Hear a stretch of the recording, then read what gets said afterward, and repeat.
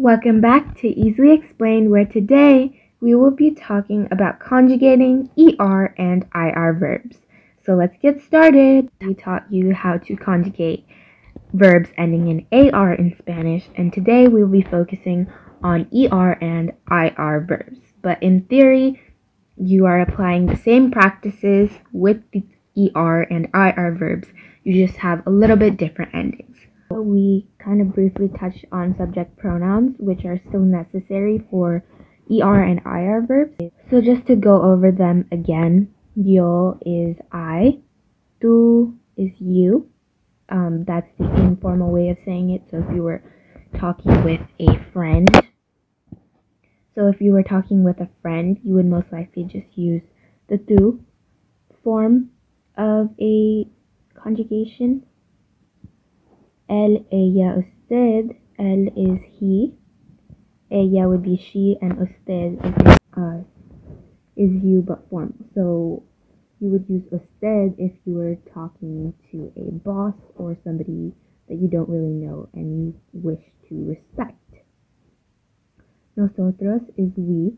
Vosotros is like the informal plural of you. So like you can think of this as like y'all. And then ellos is they. The entire group would be masculine. Or actually, even if there's one male in the group, even if there's like one female, you would still call it ellos. Ellas is specifically if it's every single person in the group is a girl. And then ustedes is the plural of usted, so the formal you, like you guys. Alright, so now let's move on to our ER conjugation chart. In the beginning, yo is still o at the end. Tú, instead of as, it becomes s with the e. A becomes e. Amos becomes hemos. Ais becomes is. And an becomes en. So you're probably noticing a little bit of a pattern other than the yo form. We just replaced all of the A's with E's because it's a ER verb. So now let's conjugate a certain ER verb. Let's take the word hacer, which means to do or make. So our first one for the yo form, it should end in O. So let's do the same thing where we first get rid of the ER. So now we have our base. We know that we need to start with just the first three letters and then add our ending. We're going to skip the yo form right now because this hacer is a irregular verb in the yo form. So we'll go over that a little bit more in detail, but the rest of them are just as normal. So we're going to go with the tú form, would just be haces, because we have the first three letters and then our es ending. Alright, and then el, ella, usted form, hace. Also, another thing to note about just pronunciation in Spanish of letters, the H is silent. So actually the J in Spanish, which is called jota, is pronounced as your English H, while the actual H, the H in Spanish, which is he, is just silent. So that's why if we're talking about hacer, it would be hacer, not hacer. Or in the last video when we were talking about hablar, it wouldn't be hablar, it would be hablar. Alright, continuing on. Now we have the nosotros form. So hacemos, vosotros, hacís, and ellos, ellas, ustedes form, hacen. Alright, so now that we've done all of that, let's go back to the yo form.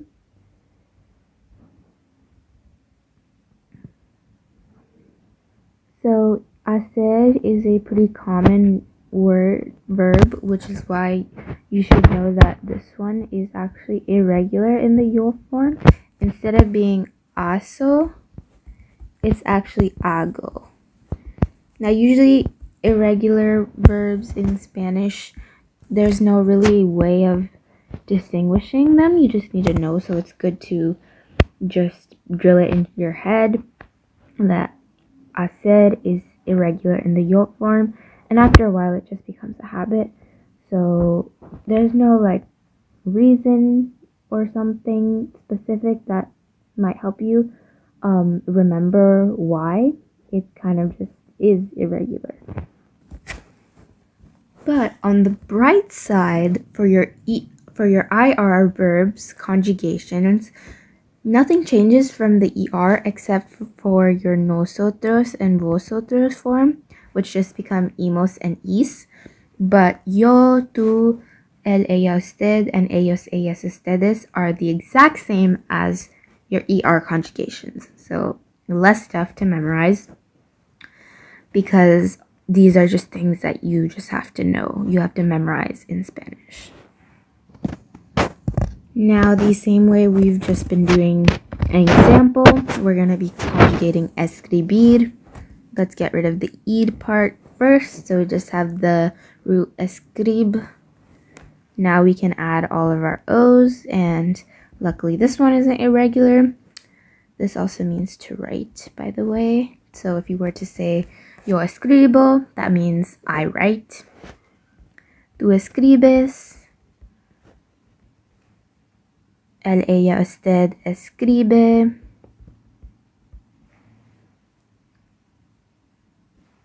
Nosotros escribimos. Remember, in the ER and IR verbs, the IR verbs, only nosotros and vosotros change to actually be the I, incorporate the I part.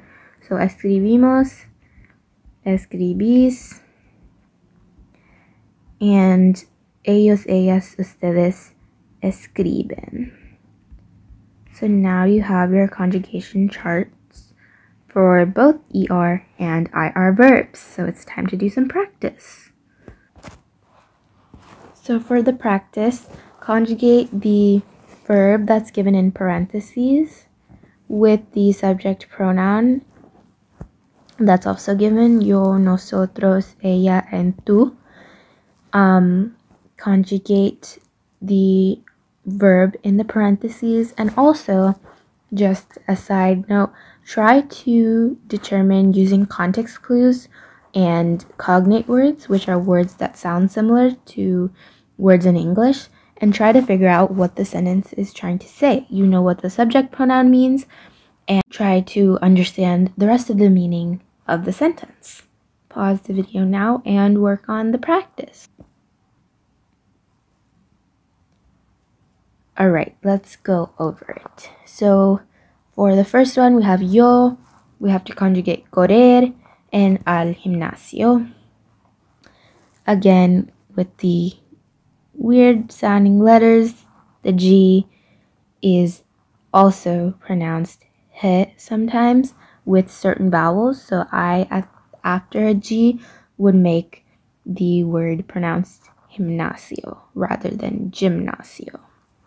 But gimnasio should probably give you a little bit of understanding of what gimnasio is in Spanish, because it's kind of a cognate. Anyways, so let's get rid of the ER first. So we have the base, and now we need to attach our ending, which is the same for AR, ER, and IR. For yo, it's just corro. So yo, corro, and al gimnasio. So you should have probably realized that the phrase en al gimnasio means in the gymnasium or in the gym. And then you know that yo is I, and then all you had to really guess was correr, and you know it's some sort of physical activity. Correr means to run. So the sentence translates to I run in the gym. Alright, next we have nosotros. We have to conjugate vivir and Miami. Alright, let's get rid of the IR. And now we add to the nosotros form, which is the only form other than vosotros that really changes for IR verbs. So we know that it's going to be vivimos. Nosotros vivimos en Miami, and the in and Miami is just in Miami. So we, something in Miami. Vivir means to live, so we live in Miami. All right, going on to number 3. Ella, conjugate comer, pizza. So getting rid of the ER, and we conjugate it into the ella form, which is just come. So ella come pizza. That should have been really easy.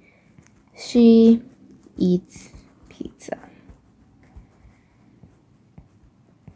And then lastly, we have tú blank recibir un correo. Alright, get rid of the IR, and it's the tú form, so we're just going to make it recibes. And recibes sounds close to receive, and correo is an email. Congratulations, you are now an expert in conjugating ER and IR verbs in Spanish. We hope this video really helped, and we'll see you guys next time. Bye!